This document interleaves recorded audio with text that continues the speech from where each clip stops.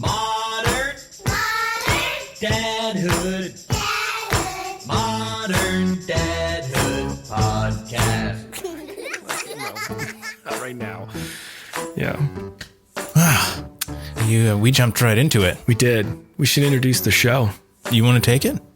Yeah, how do we usually start it? Welcome back. There you go. Well, listeners, welcome back. This is Modern Dadhood. It's an ongoing conversation about the joys, challenges, and general insanity of being a dad in this moment. My name is Marc Checket, and I am a dad to twin boy toddlers.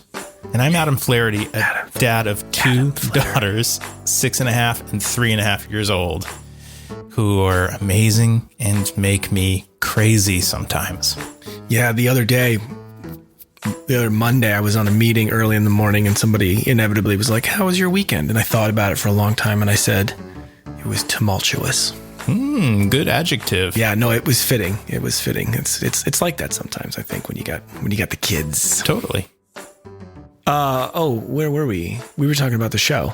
Yeah, I wanted to just add beyond sort of the normal spiel that we have a guest in every episode of Modern Dadhood, and we try to select people who expand our understanding of what it means to be a dad, give us new perspective. And the guest for today's episode, his name is Seth Romano. He's a Los Angeles-based musician. He's a single father of one, and he's also a longtime personal friend of mine. I'm really excited to have him on the show.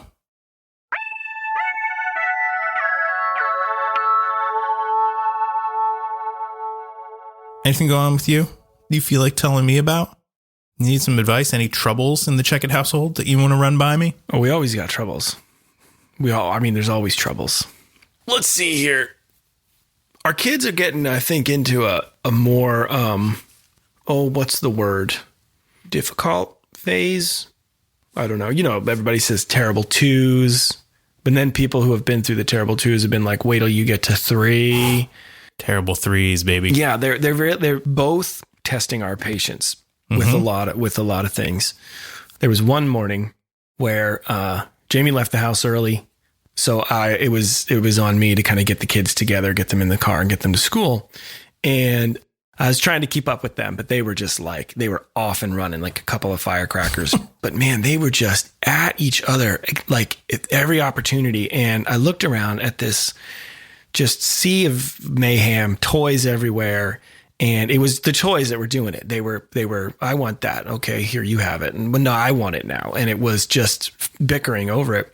One of the kids threw a toy on purpose at the other kid, like with the intent of like, I want to hit you with this.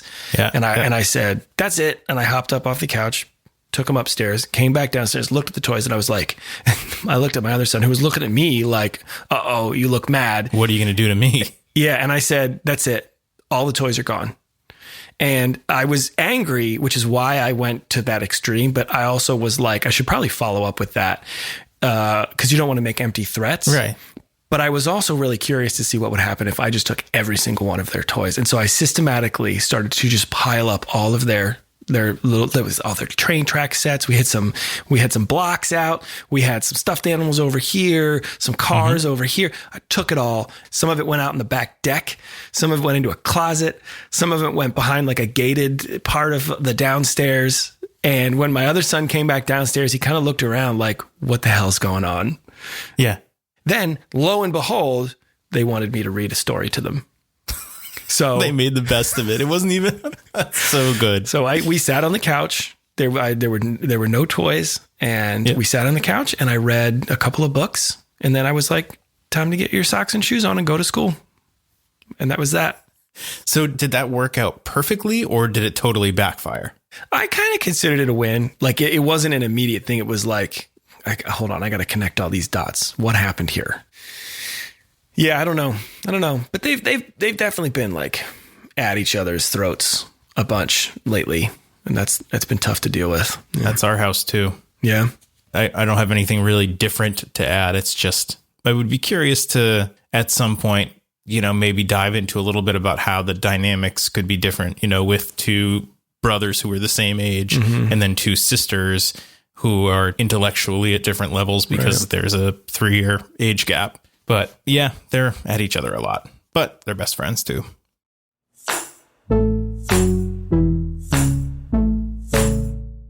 So I know it's not the case for everybody, but in my experience, I've just sent my kids back to school and, in your case, I know back to daycare full time. So we've gone from being with them almost all the time during the summer and especially being quarantined to now seeing them in the morning for a little bit. And then again at the end of the day for dinner, bath, bedtime sort of thing. Pre-pandemic, I know that I was having a lot of feelings of guilt around, the idea, and I think we've talked about it before, of their teachers spending more time with our kids than we get to. Obviously, the pandemic has shaken up our daily routines a lot and our whole lives, frankly, so much that many of us have gotten to spend a lot of extra time with our kids, which has been its own set of feelings, wonderful in a lot of ways and challenging in a lot of ways. So this year is a lot different, but now I'm excited for them to socialize and to learn. And I'm focused a lot less on the amount of time that I don't see them each week. Is that a similar experience for you? Yeah. I definitely had some feelings of guilt, especially towards the beginning when I first went back to work. After they, they come home from the hospital, you get that little bit of time with them. And then I was back to work in what felt like the blink of an eye. And honestly, it's hard for me to really remember that period of time because I was operating on so little sleep. To go from, every day, every time that they're awake, they wake up, you're there feeding them and putting them to sleep, to go, right back into, all right, kids, see you have to work. It felt really cold. It felt really cold to do that. And it was difficult. Yeah. And I guess I just had that sort of fear of missing out thing. I knew that they were having fun and they had opportunities to be social and they were learning and they were playing and all that is important. But where I'm going with this is that it's just really hard for me to imagine my kids not living with me under the same roof full time, which is the case with our guest. This isn't a judgment, whatsoever of parents who don't or can't be with their kids every day. It's just not a situation that I'm in myself. And I know it would be really tough for me if suddenly I found myself in a position where I didn't have my 2 daughters and my wife all sort of under the same roof. Right. Yeah, I know. I've been thinking about this a bunch. And, it occurred to me that I and my wife too, we joke a lot about man, if we could just have a break for a little while. Couple of days. Totally. Just no kids at all. Just to do some of the things. A little day hike, or organize the closet or do the things that you just can't do when you have to devote your attention. And so we joke about getting that break. But the reality is sometimes is that when the kids aren't there, it's a little bit sad. Maybe even more so lately. And I don't know if it's a pandemic thing or if it's that they're getting older or I'm getting older, whatever it is, I think that I would have a really hard time if my week had to be several days with them and then several days without them.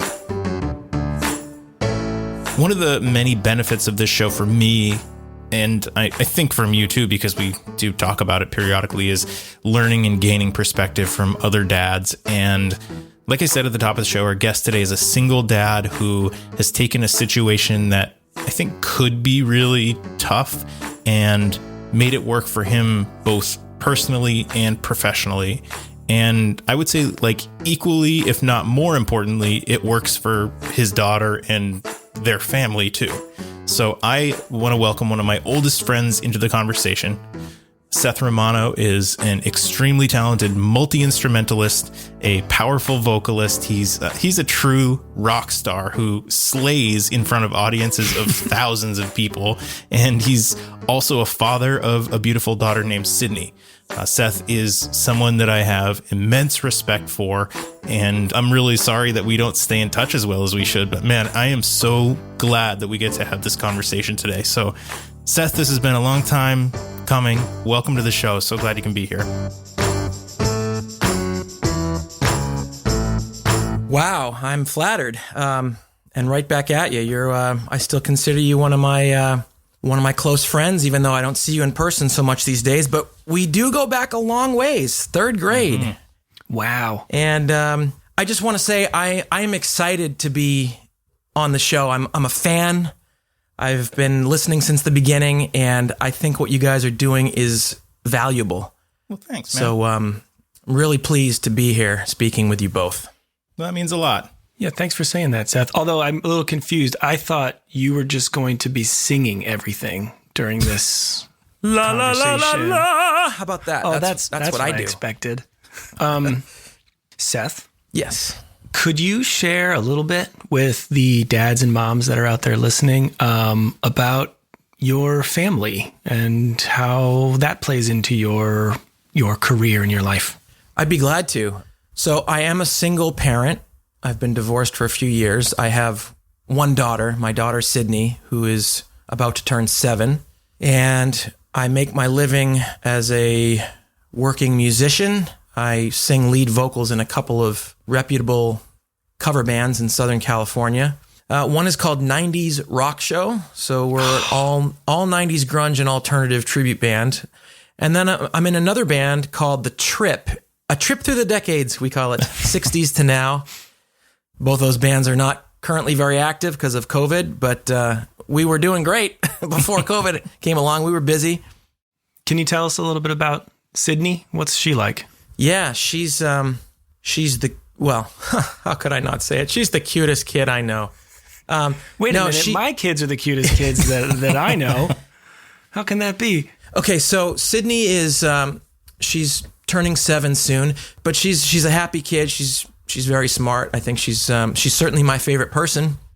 So jumping back a little bit, you moved out to LA. You were born and raised in Maine. That's where we, became friends and grew up together. You moved out to LA, which is sort of the polar opposite of where we grew up, determined to build on the natural talent and gift that you have as a musician and as a vocalist. And I've always thought that this was a really brave decision. Pandemic aside, how is it working out for you? You said you've been gigging a lot and regularly up until the pandemic. Talk to me about some of the projects that you've been involved in and some of the cool opportunities that have presented themselves. Well, the last 4 or 5 years have been quite a happy time for me. I finally feel like I achieved some level of success. And I say success in the fact that I'm able to pay my bills. I've been in California for 12 years, and there were a lot of bumps in the road. I struggled for a long time financially. As soon as I got out here, I started gigging, but I wasn't, I had to pay my dues in a way. I was in my 20s, and I still had a lot to learn.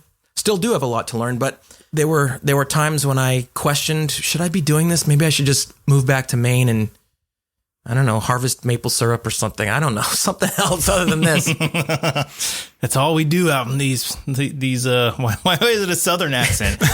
Yeah, you're in Southern Maine, Adam. So that's all we do up in these parts, Southern Maine. Did you guys? I mean, we could always use more maple syrup. I mean, Yes. Do you guys true. finally get running water out there? I haven't heard lately.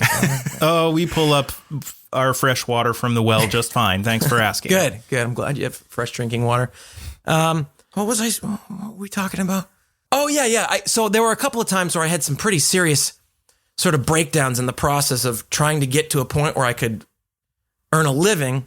But I just thought to myself, well, not to sound overly dignified, because I don't think of it that way, but I just thought, well, it's true. Music kind of chooses you. I didn't choose this. This is who I am. This is what I got to do. So I just kept plugging along.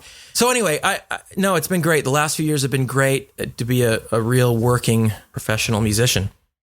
And we indicated earlier that you are a single dad now. So I'd love to hear about how this has changed your relationship with Sydney. So here's the situation. Several years ago, I got married to a lady named Fallon, who is, I can say nothing but good things about her. We're actually divorced now. We divorced about 4 years ago. And what happened in that situation was I went into that marriage with good intentions, but not knowing what the hell I was doing. I really didn't know. And everybody in my family did it, so I expected I would do that someday. So right around the time I turned 30, I thought, well, I've got this girlfriend in my life. She's wonderful. She makes my life better. It just makes sense. A little bit of pressure on myself, I suppose, thinking this is the right thing to do. So we got married, and unfortunately, after we got married, I realized how unhappy I am as a married person. Not because I'm out, with a bunch of women or something all the time. It's just that for my lifestyle, I like to have that little bit of freedom. I think a lot of musicians and creative people are that way. When I come home at night, I would rather spend my time listening to albums or practicing my instruments or just indulging in my passion, which is career and hobby of music, rather than compromise and spend my time doing something else with another person. Perhaps I'm a little bit selfish, but that's what makes me happy. I enjoy that sort of independence. And unfortunately, it was a painful situation for a while. But let me tell you, the situation that my ex-wife and I are in now couldn't be better. Not only are we friends and we have respect for each other, we get along, but we consider each other family. In fact, my mom and Fallon are like besties. Fallon is happily remarried to a great guy. On holidays, we all get together, Thanksgiving, Christmas, we have little gatherings. They have a little baby girl now, so my daughter has a younger sister, which is cool. And on top of that, Fallon's mom lives with me because she watches my daughter when Fallon and I are working. Wow. It sounds very strange, but I'm telling you, it is totally functional and a good situation for everybody. It's crazy, but it isn't crazy because it just works. Well, you say it's strange, but I do have to say that what you just described is foreign to me. But if there's one thing that I've been learning and having these conversations about being dads and about being parts of families is that there just is no one definition of what a family is. There are all types of families out there. And so I think the important thing that you've been saying as you're telling your story is that everyone is happy.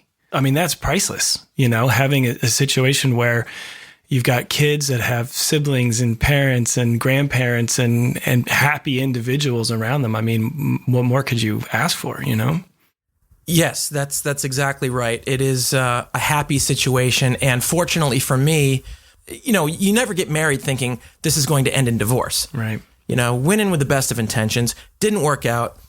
Fortunately, Fallon is a very clear-headed, good-hearted person.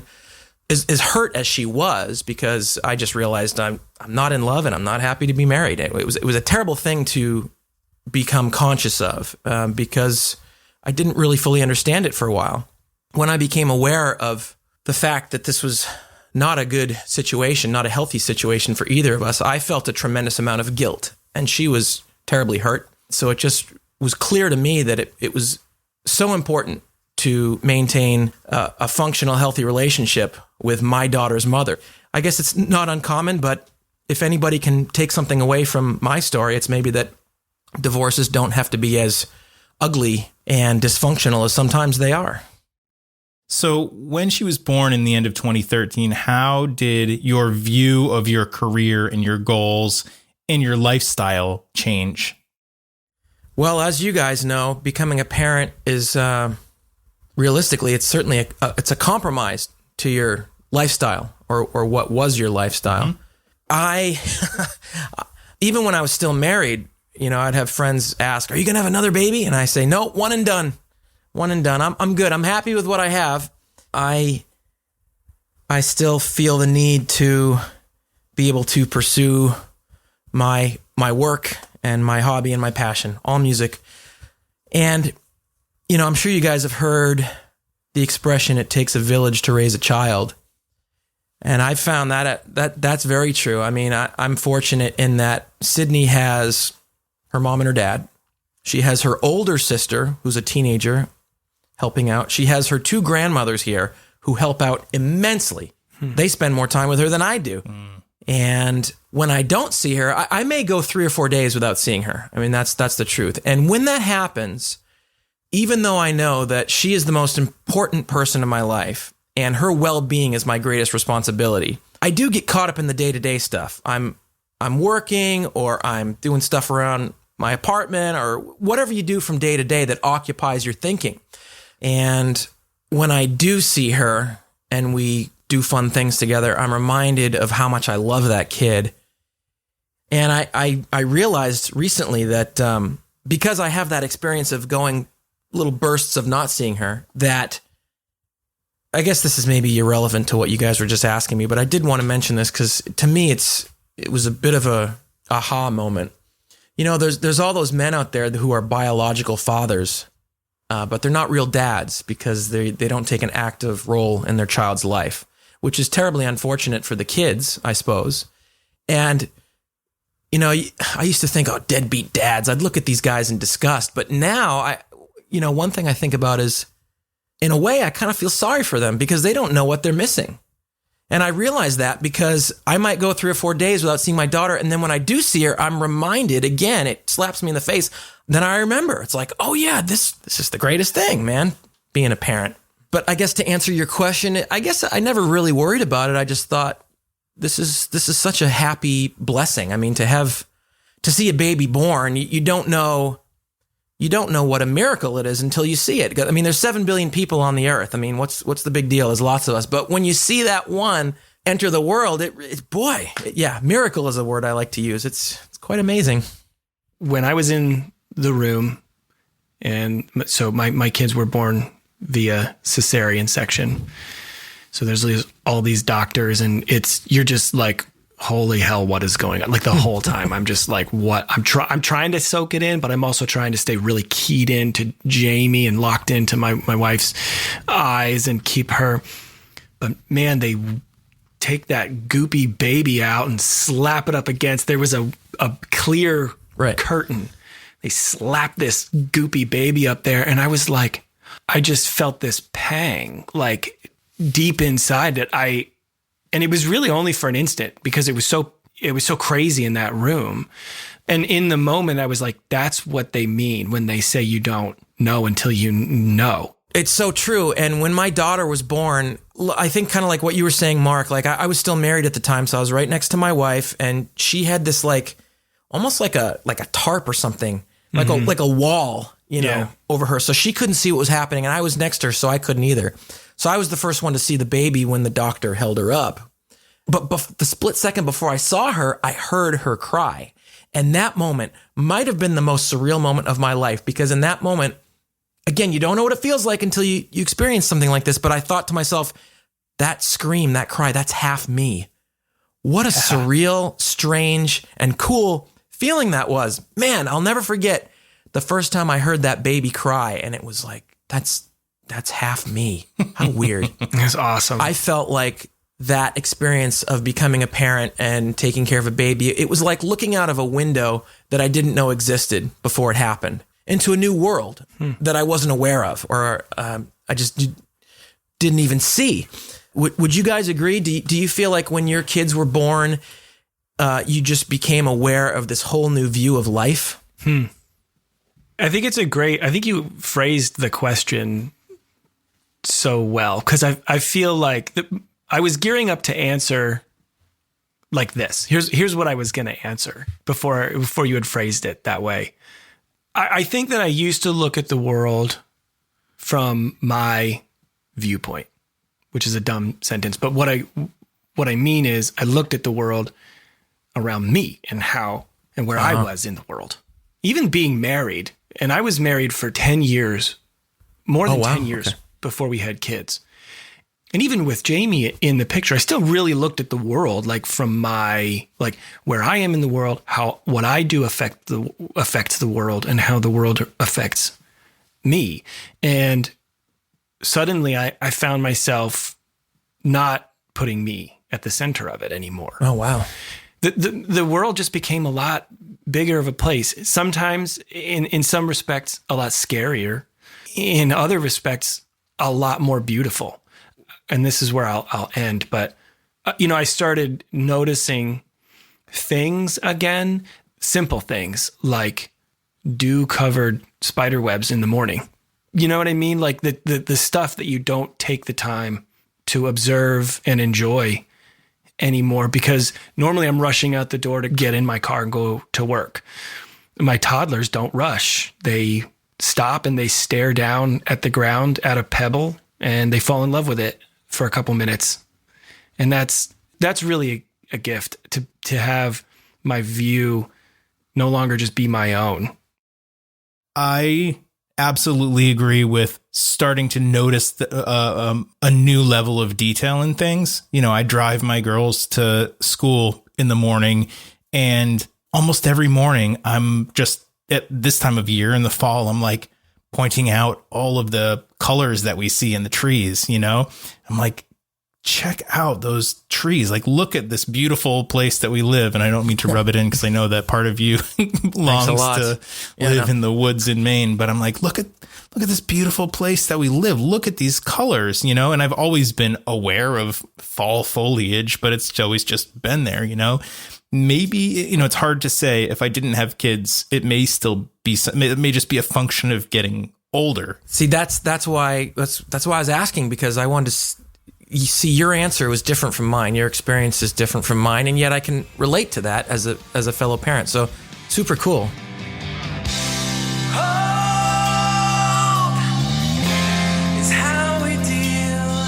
Dads, check the show notes for links to Seth's projects, The Trip and 90s Rock Show, which are both badass. And Seth, I know you're doing a lot of live streams during the pandemic. Where can people find those? What do you have coming up? How can we support you? Yeah. My next solo live stream gig, because the bands are not currently active, at some point in December, I'm going to do a holiday live stream. It'll just be me and my guitar doing holiday songs. And back in April, I wrote a song about the times we're living in, the coronavirus. It's called Gonna Save You. And there's a video for it on YouTube. Seth, it was awesome talking with you, and appreciate you coming on the show and spending all this time with us. Telling us about your life. It's been a pleasure. And like I said, I've been excited. I've been waiting for the day to be able to speak with you guys because I enjoy the show so much. Well, thanks, man. It's been been a fun journey so far, and it's opened up some really great conversations, and it has been super fun catching up with you, and I'm really proud of everything that you've done, and hope we can stay in better touch than we have in the last 10 years or more. And good luck. We'll get through this whole thing, and you'll get back to playing rock music in front of thousands of people, doing what you were built to do. Thanks. See you later.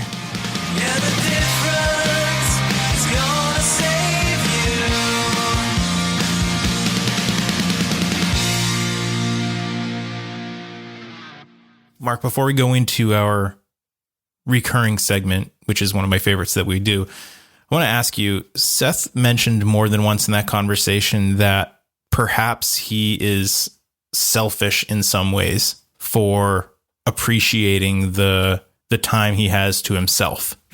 And he made it clear it's not to say that he doesn't love the shit out of his kid and he doesn't love being a dad and he doesn't take that job very seriously, but he's able to take that time when he does not have direct custody of his daughter and be productive with it.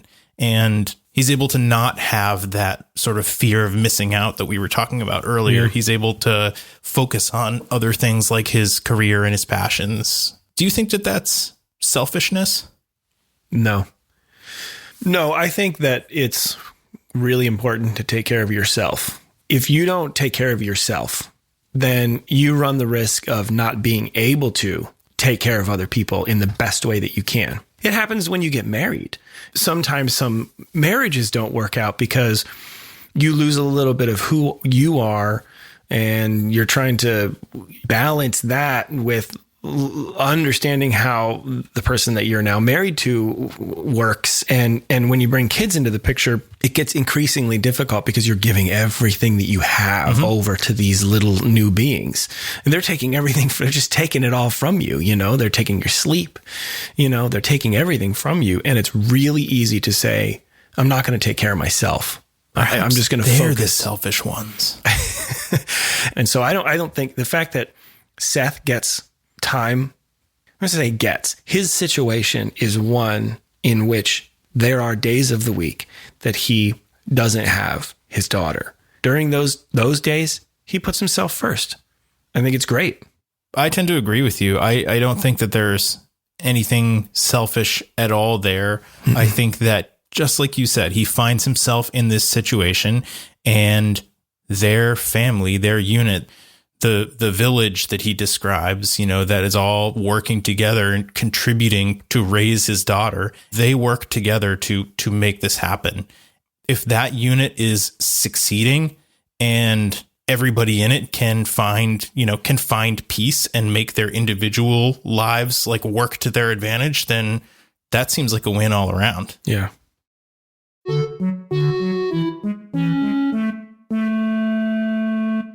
Remember Confessions? How could I forget?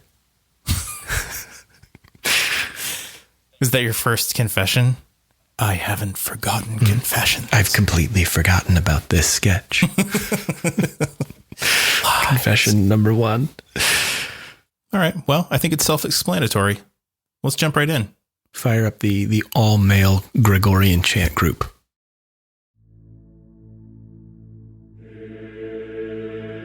Sometimes we give the girls spaghetti squash and tell them that it's pasta because it's the only way that we can get them to eat vegetables. Confessions. Tonight, my son lost his bouncy ball and was very sad about it. I held him close and said, "I'm sad too, but I wasn't. I hate that ball. I'm glad it's lost." Confession.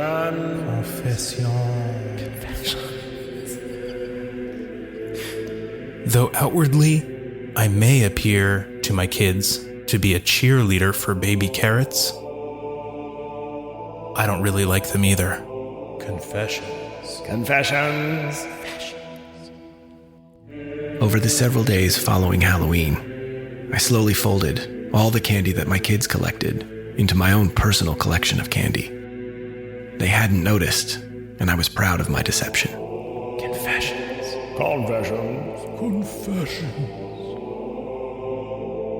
At the time of this recording, it's November 15th, and I hung up my exterior Christmas lights today. Sometimes when I'm about to call for one of my children, it takes me many seconds to remember their name. Confucius.